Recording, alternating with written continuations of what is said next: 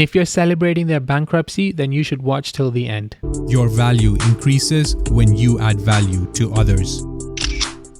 Hi guys, and welcome back. And today we have a hot topic, and as someone passionate about the education space and the edtech space, I really want to talk about the fall of Byju's, the learning app. Byju's was a second home to a lot of freshers and a lot of students coming right out of university.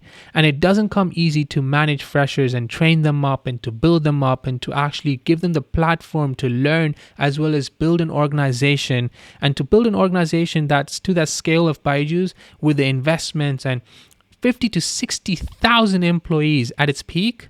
That's huge. That's massive. And that growth doesn't come without growing pains. Now, on the other side, you have a lot of people shitting on them and talking crap about them. Those people fall into two categories.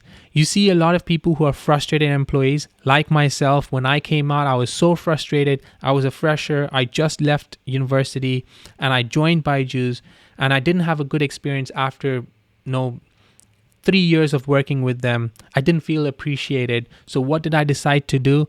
Go out on social media, take it out on social media. The people that are actually talking bad about them, not all their experience throughout the time and tenure that they worked was bad, right? Because if you did, you would have joined and you would have left immediately. But then you look at myself, for example, I worked for 3 years. Not everything was a bad experience.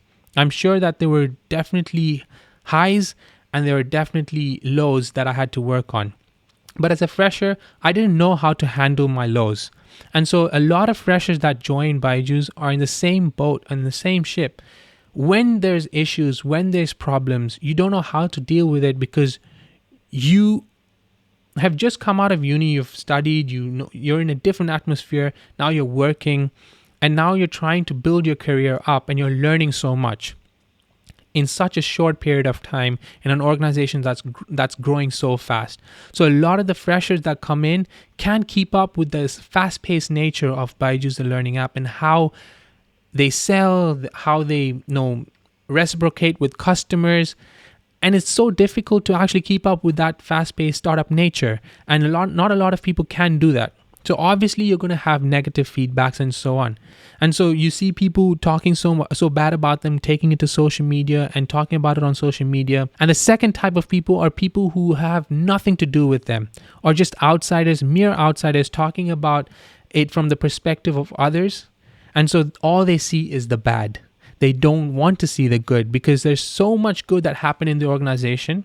They don't want to see that purely because they want to feed off of the energy that Byju's has and that name that's been created. So obviously they want to talk bad about him. Building such a big organization up takes so much time, effort, money, and so much more than all that. The skill set required and the team that's required. So a company doesn't grow out of nowhere.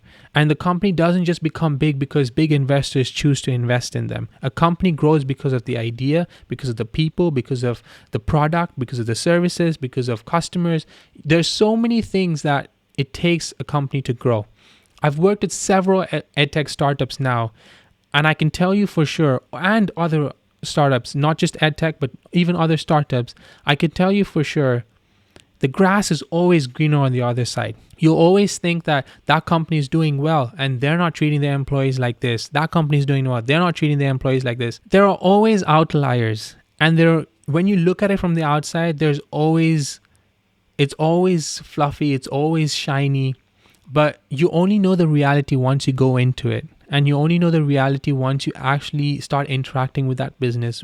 Like internally, when you're sat inside and you're working for that business, that's when the true colors come out. Yes, there were faults with Byju's. Yes, they had issues that they faced. Yes, they didn't treat customers the right way, or they didn't treat their employees the right way, because you had a lot of people in the top management that had just got out of uni and worked for 2-3 months and now became a manager, then became a VP, then became whatever, and then started managing a particular region and so on. So inexperience was there throughout the organization. And so the organization was learning as they went and as they grew. And so with that came all the growing pains that you're seeing. And now all the growing pains that they saw caught up to them in terms of in ways that they didn't imagine, because people started speaking up, people started taking it and escalating things to a whole new level. And obviously the media played a part, and obviously the issues that happened with customers, that also played a part. So we can't just blame and pinpoint them for everything, because there are so many people involved in this whole scenario. Take it from me, from someone who's actually been in the same situation, with all being frustrated as an employee, being frustrated, to work there. I think a lot of lessons to be learned from there, because we need to give credit where credit is due. But at the same time, a company so massive and big like Byju's going bankrupt is not good for anyone. It's not good for the country. It's not good for the economy. It's not good for the people in India that literally work, the employees that work there, the ex-employees, the customers. It's not good for neither of them. Byju's was an Indian startup that really did make a huge impact on the edtech space. So when you're looking at it, just the investments that they got, just the way that they grew, how fast they grew, obviously had to have some merit, right? If you look at an organization as such that's grown so big in such a quick succession of time, it didn't happen overnight. And so you obviously had that effort, with the founders, with the team and so on. But at the same time, you had investments coming in from outside India. There was a really big startup and a powerhouse when it came to media production. All that they did was for educational causes, and all the educational material they made and whatever they did was definitely useful at some point in time and for some people. It might have not hit everyone's requirement and need. It might have not been a personalized solution to their education or to a student's particular need, but it helped a lot of students and it helped a lot of people in the education space. When a company as such goes bankrupt, or when it fails, if you think about the organization, if the organization has, let's say, 30,000 to 50,000 or 60,000 employees, whatever the number is, all those people get impacted. All those people are the actual ones who are going to feel the pinch or feel the issue, because they're in it and they're facing issues. If you're celebrating this bankruptcy, you need to think about the people that it's going to impact, the people that it's going to affect. I think what we need to understand is, more than the negative things, we need to focus more on the positives. We need to focus on what they did well, learn from what they did well. Because I think, me being at the place where I am right now is purely because I was given a platform as such as a fresher. Right out of college, I was able to learn. I was able to learn how to sell, how to understand products, how to develop a product, how to market a product, how to build and scale a product. These were things I learned and picked up being within that organization and in that environment of people thinking and putting out thoughts, putting out ideas. Now, after working in multiple startups in different industries, I understand that everyone has issues. Every company has issues. Every company goes through learning and growing phase. Every company has problems that they're facing. Whether we're working on things that we actually need to improve on, that's a different story. But every company has things that they need to improve on. And what I feel is the biggest hindrance to them was a lot of things came up as issues. And because of the inexperience, because they had so many people that were fresh out of college, or because they had so many people who weren't MBA grads or weren't experienced people from an industry, what happened was their inexperience led to their downfall. And if you look at most of the top management, I even know a few people who haven't completed their engineering degree or any degree for that matter. They landed the job, they joined, and they continued working. And the more they worked and the more they achieved and the more they achieved with their team, they started growing within the organization. So you have people like that as well. Obviously, the loyal employees are going to be given the first step to the next promotion and so on. But at the same time, you need policies and governance policies in place to make sure that you have the right people in the right places at the right time for an organization to completely succeed properly. So I think everyone as a whole needs to uplift and help people around them, and even help the employees who are going through this situation, tough times, help them, motivate them. Don't just say good for them and talk bad about Byju's. The impact of Byju's is so much greater than just what we're seeing right now. The impact on startups in India is going to be a story that's going to resonate with a lot of people. So people start believing less in startups. Now you're going to see that people will start believing less in educational startups. You're already seeing investors pulling back on investing from edtech startups.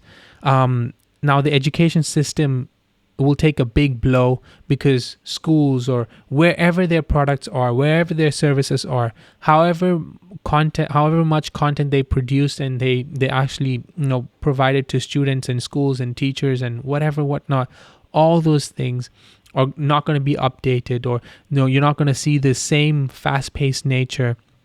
All these things are going to take a hit. All these things are going to take a big and huge hit on the economy, and it's going to be a domino effect on a chain reaction on a lot of other things. We might not know what's going to happen immediately right now, but 2, 3, 4 years down the line, you'll start to see the chain reactions of what the implications of what this bankruptcy means. It's definitely going to have impact on employees because the number of students that are going to be recruited are going to be less. The salaries are going to be less. You're already seeing that the salaries that they're paying right now is way lesser than what they started off with. What we're not seeing is the bigger picture. We need to support companies as such. When startups grow, when startups come into an ecosystem, that whole ecosystem crumbles when one startup faces such a big issue like this. So before you go ahead and say they deserve it, think twice about what's actually happening. I'm saying this because I've moved a lot after Byju's, and I've gone over the years. I've gained experience. I see the reality of what the world has around, and that's not the worst. That's all I can say. Byju's is not the worst place to work in. At the end of it all, yes, Byju's has to take responsibility for what they did or what they didn't do or everything that has happened. But at the same time, it's very unfair for people to point them and blame them for everything that has happened. Because a lot of times when there are issues and when the issues are happening, we fail to actually bring it out into notice. We leave it and we sweep it under the rug and we say, yeah, it'll be fine, it'll get sorted out, and we let it go, and we don't sort out issues then and there. Like, for example, employees facing issues within and internally within the organization don't actually take the proper channels to actually complain or bring it out into notice until it becomes so frustrating that they have to leave the organization, and then they start putting it out on social media, and then they start exploding, and then they start talking to everyone else and explaining that this is a company that is not helping them, and so on and so forth. So when given the chance and when given the right opportunities, that's when we have to speak. And that's a learning that I think everyone who's starting their career has to have. When going into any organization, it's really important for you to understand where and when to speak and how to escalate issues, so that even the management knows about certain issues that are happening. And you're not taught all this when you start your career off, because you're kind of going off of what's happening around you. You're trying to learn, you're trying to keep up with the pace of the organization. So you're so caught up in that next thing, and you're so caught up in that rat race of the corporate life that you don't focus on the red flags in an organization. I know that there are going to be a lot of haters who come on and they're like, no, you're supporting Byju's, you're not actually speaking against them, and so on and so forth. But really, when I think about it, what I'm doing right now and the work that I'm doing right now and where I am right now in my life, I think I took a lot of learning from there, from where I started. So it doesn't matter whether it was good learning or bad learning, or whether it was things that, even negative things and bad things can be good things to someone. So I feel when you see something that shouldn't be done, that is being done, and when you see negativity, I know now what I should do and what I shouldn't do. I know what to focus on. I know where to put my strength on, where to put my efforts on much better, because if I didn't have that platform to learn, I wouldn't have learned. Moreover, I want to point out that every startup has issues and every startup goes through troubles. And the reason why Byju's attracts all these things and it's blown up so big and disproportionately is because the fact that they have so much attention on them as a new startup, as a budding startup, as a fast growing startup. So anything negative spreads like fire. And we've got to understand that not just one negativity. If you find negativity and you bring it out, people love gossip, people love negativity, and people love to spread it. So you need to understand that just because a few people are complaining doesn't mean it's all rubbish. There's so much good that happens that's not been shown in this light, because the negativity is going to trump all that the good that's actually happening. So it's important in our lives, in any business or any startup that we actually work on, or any work that we do in our career, is to really focus on making sure whatever troubles and problems are there, when there are problems, we are actually solving those problems, whether it be for our customers, whether it be for our employees, whether it be for anyone for that matter. And these are key learnings that everyone in this in this startup ecosystem can take. As business owners, as myself, I definitely want to take out these key learnings. But at the same time, I really think it's never too late to change the things that you're doing wrong. And I'm sure even now, Byju's is not dead. They still have a lot of their DNA running around in different companies, or in whatever in structure that they have their organizations running. They will surely come out in flying colors. They'll surely come up. That's what everyone should want for them, because that's what's going to benefit the economy. That's what's going to benefit more people. And the amount of people that are getting jobs through this opportunity, and the amount of people that did get jobs through this opportunity of the startup booming, is immense. And now it's the turn for people to start helping them out and to bring them up, and to actually connect with them and share some positive light and positive news. What Byju's brought about was a change in the education system, and a change in how we learn and how we see education as a whole. And now it's a duty for every edtech to carry this baseline, or this foundation that's been set. And I think they set a benchmark that was high. It's key for us as entrepreneurs, or anyone who's in the education system or in governmental organizations, is to take this learning and to see how we can scale it. Not scale it fast, but work on technology, use technology, and to actually understand how to utilize technology in a larger scale to provide better and more accessible education to everyone. It's not to sit and copy what they did, or to be happy for them that they failed, or to be happy for them that they're going bankrupt, or whatever it is.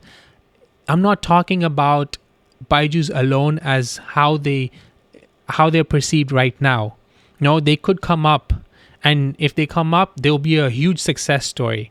And so I'm talking about the impact that they've created, and to use this impact and to actually take whatever they've created and to scale it up to the next level. That's what we need to do, and that's what we need to focus our efforts on.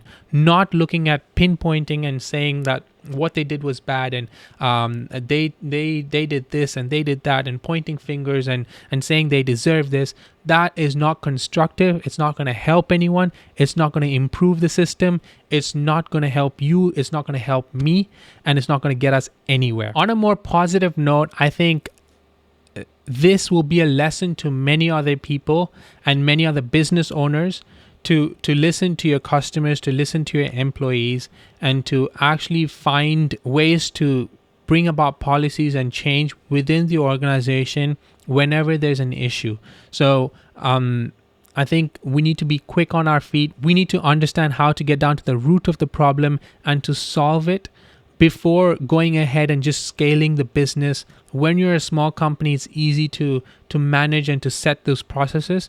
And once you have the processes in place, then you look to scale big. And another thing that's really important, I think, is to have advisors, mentors, and people from the outside to give you advice, to give you hard advices, which you're probably not even willing to listen to, but give you those advices so you can actually make change and you can work on building yourself up to scaling a business that's successful and a community that really loves your product and your services. These are my 5 learnings why you can grow fast and expand rapidly, and it's impressive to kind of have rapid expansion as an organization. It's impressive in the short run, but it's crucial for us to maintain a sustainable growth in an organization when building a startup.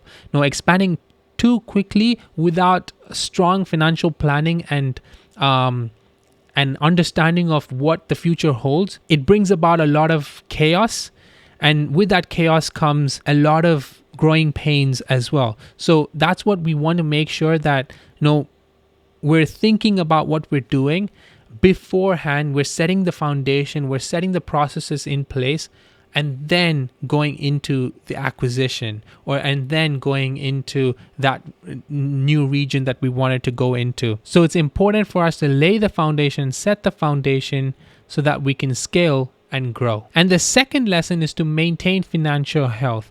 And by maintaining financial health, I mean by making sure that we're managing debt, we're managing positive cash flows, we have a clear direction to profitability. And any business that we start needs to have a run rate, a burn rate, and definitely you need to understand that as a business owner and understand how to actually make your company profitable and how many years it would take for you to be profitable. You need to be realistic with those facts and figures, because nothing will happen immediately. You will not get customers immediately. You will not make customers happy immediately. So you need to understand, you need to learn, you need to grow, you need to build upon what you've set base on. You have a good product, then work on selling it, how to sell more, how to go into new regions. All that scalability factor comes in when you have a trajectory in your mind and when you know what you're exactly going to do and when you're going to make your company profitable. So financial planning is paramount, and the only way you can do that is by making sure that you understand what it takes to build that business.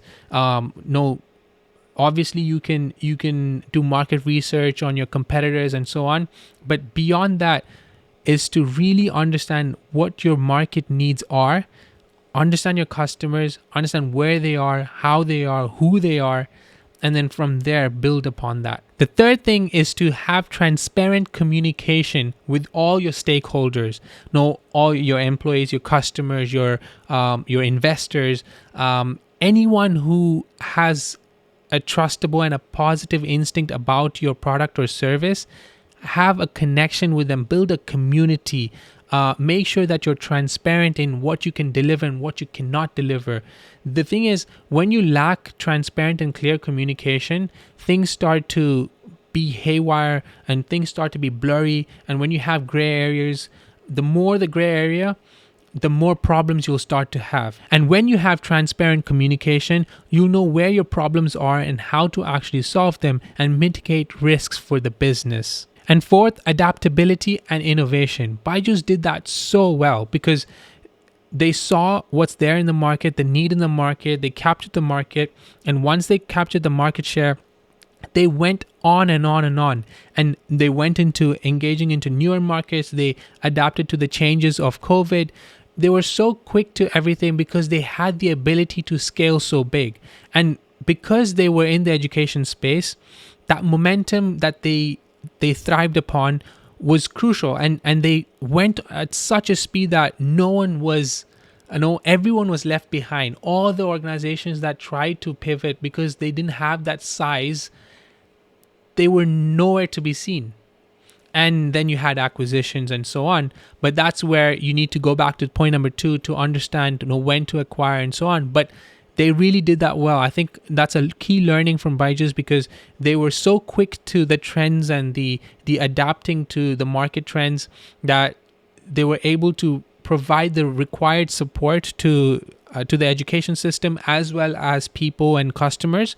And I think even the salespeople, when they were trained, they were given the right amount of understanding as to what tweaks and changes. And when you had those changes, it was instant changes, which helped them actually go ahead and sell better and sell faster. And now point number 5 is making sure that you're customer focused and customer centric. And by doing that is basically understanding customers, realizing what they have as issues, solving their needs and requirements before it becomes an issue. And to end off, I just want to talk about how we can support Byju's, or a company that's going through such a difficult phase, is to really provide positive engagement and constructive feedback to their employees, to their people around. I sure as hell don't want family, friends to be lost and to not have a job. So in the same way, I think a lot of people have the same sorts of belief. We need to course correct what's wrong, but at the same time, we don't want everything to come crashing down. We want to help. We want to be positive in the light of every negative thing that's happening around us, because the job market and every market for right now is really tough. And the last thing that we want is people to be laid off and people to go out of jobs, because it's going to be a chain reaction into so many other things. That's my take. And I don't know how you look at the situation. Comment below what you think. But no, that's my take on this. I hope you found this useful, and take care. Cheers.